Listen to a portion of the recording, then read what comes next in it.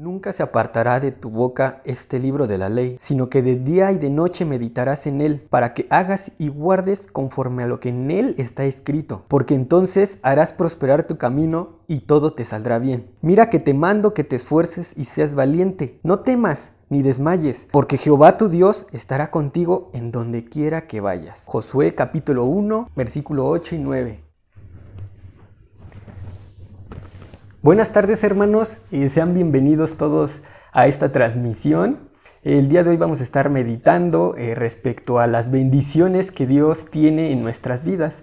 Pero antes de comenzar vamos a hacer una breve y pequeña oración para que Dios, las palabras que nos quiera decir, tengamos el entendimiento de ellas. Señor Padre, te rogamos en esta tarde que tú seas con nosotros, con los hermanos que están viendo esta transmisión, Señor, que tú seas el que abras nuestra mente, nuestro entendimiento y nuestro corazón para que las palabras que tú nos digas esta tarde se queden dentro de nosotros y las podamos poner en práctica. En el nombre de Cristo Jesús, amén. Esta tarde quiero compartir contigo la siguiente experiencia que me pasó. Cuando yo estaba próximo a entrar a la universidad, me sentía muy presionado, muy preocupado, porque no sabía si las decisiones que estaba por tomar eran las correctas. Entonces yo estaba bastante preocupado por esa situación y la situación empezó a hacerse más grave para mí conforme se acercaba el tiempo de escoger particularmente qué es lo que yo quería estudiar. En ese entonces yo tenía la idea de que lo que yo decidiera era lo que yo tenía que desarrollarme en mi vida, desde que lo escogiera hasta prácticamente mi muerte. Era una preocupación bastante grande para mí en ese entonces. Sin embargo, con el transcurso del tiempo, el Señor fue obrando en mí poco a poco. Muchas veces ni siquiera me daba cuenta de esta obra hasta muchos años después que entendí todo. Pero bien, entonces, ¿cómo estaba obrando Dios en mí en esta situación? Fue muy particular porque me empezó a dar el entendimiento y el raciocinio de todas las decisiones que yo estaba tomando en ese transcurso del tiempo. Realmente tenía que ponerlas en sus manos. Y eso fue lo que el Señor me iba enseñando poco a poco. Por eso, en aquellos entonces estaba súper preocupado. Para mí, ese fue el punto en el que el Señor me bendijo. Y no fue de la noche a la mañana, fueron años. Años en los que a veces ponía los proyectos en las manos de Dios y a veces no. Y veía la bendición de Dios en mí en todas esas elecciones, fueran buenas o malas. Ahora, por supuesto, como todos, me equivoco. Sin embargo, me sigo esforzando por los nuevos proyectos que tengo en mente. Es como dice en la palabra en Mateo 6, versículo 31 al 34. No os afanéis pues diciendo qué vamos a comer o qué vamos a beber o qué vestiremos, porque todos los gentiles buscan todas estas cosas, pero vuestro Padre Celestial sabe que tenéis necesidad de todas ellas. Más bien, primeramente buscad el reino de Dios y su justicia, y todas estas cosas que necesitamos van a ser añadidas. Así que no nos afanemos por el día de mañana, porque el día de mañana va a traer su preocupación. Más bien, basta con que cada día tenga su propia preocupación. Bien, el Señor no solo me ha bendecido a mí, también te ha bendecido a ti, también lo has experimentado. En la preocupación, en el problema que has tenido, a veces te has dado cuenta, o quizá, como en mi caso, no te has dado cuenta de la bendición hasta tiempo después. Aún así, el Señor te está bendiciendo en cada momento de tu vida, ahora mismo en lo que estés haciendo. Bueno, ahora quiero compartir contigo 3 puntos. Vamos a ver cómo la Biblia nos enseña las bendiciones de Dios en nuestras vidas. Vamos a analizar primero cómo está estructurada una bendición, cómo se presentan las bendiciones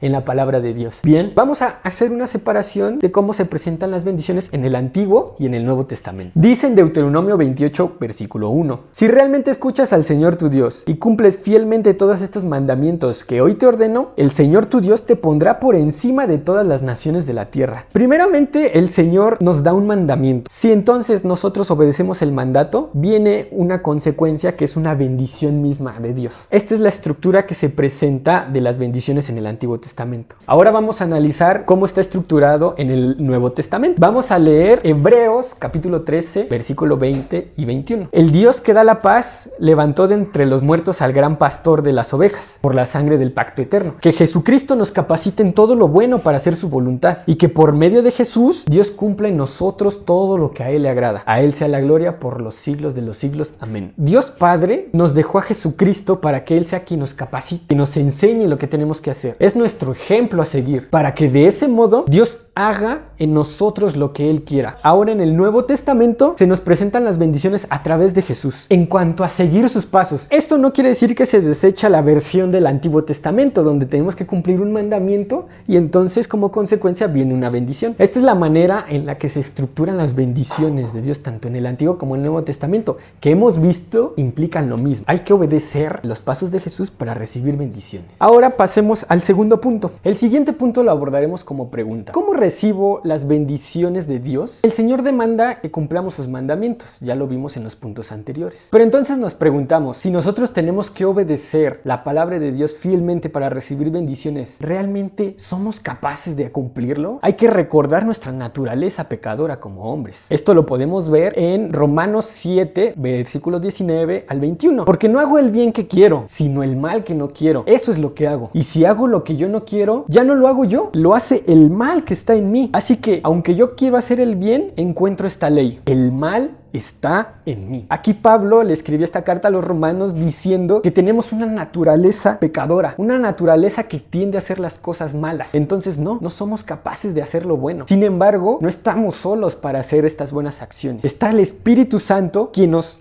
motiva, el Espíritu Santo quien nos mueve, quien nos enseña, quien nos pone las situaciones para hacer las cosas bien. Día y noche está con nosotros enseñándonos y recordando lo que Jesús ya nos dejó una vez. Esto lo podemos ver también en Juan 14:26. Jesús dijo estas palabras: mas el Consolador, el Espíritu Santo, a quien el Padre enviará en mi nombre, os enseñará todas las cosas y os recordará todo lo que yo os he dicho. El Espíritu Santo nos mueve a hacer las cosas que tenemos que hacer, lo correcto, en nuestra mente, en nuestro corazón, en nuestras palabras y en nuestro andar día a día. También podríamos hacernos la siguiente pregunta: si noto bendiciones de Dios en mi vida, ¿es porque soy un muy buen hijo de Dios? ¿Es una forma de medir qué tan bueno y qué tan malo soy? Claro que no. Las bendiciones de Dios solo son consecuencia de las acciones, decisiones, pensamientos que tenemos día con día. No son una paga porque nos portemos bien. Veamos lo que dice en Santiago capítulo 1 versículo 25. Mas el que mira atentamente la perfecta ley, la de la libertad, y persevera en ella, no siendo oidor olvidadizo, sino haciéndola, este será bienaventurado en lo que hace. Pero entonces, si aún siendo bueno, siendo malo, recibo bendición de Dios, ¿puedo yo estar cómodo, tranquilo, sin esforzarme? Porque voy a recibir bendición de Dios. Dios me va a bendecir económicamente, Dios me va a bendecir con una buena familia, unos buenos hijos, una buena casa, un buen trabajo. ¿Para qué me esfuerzo? Y aunque sea bueno o malo, Dios puede darnos bendición. Pues mejor me pongo cómodo y espero a que lleguen las bendiciones. ¿Qué nos dice la Biblia también al respecto de esto? Podemos ver claramente en la parábola de los talentos, donde un señor reparte talentos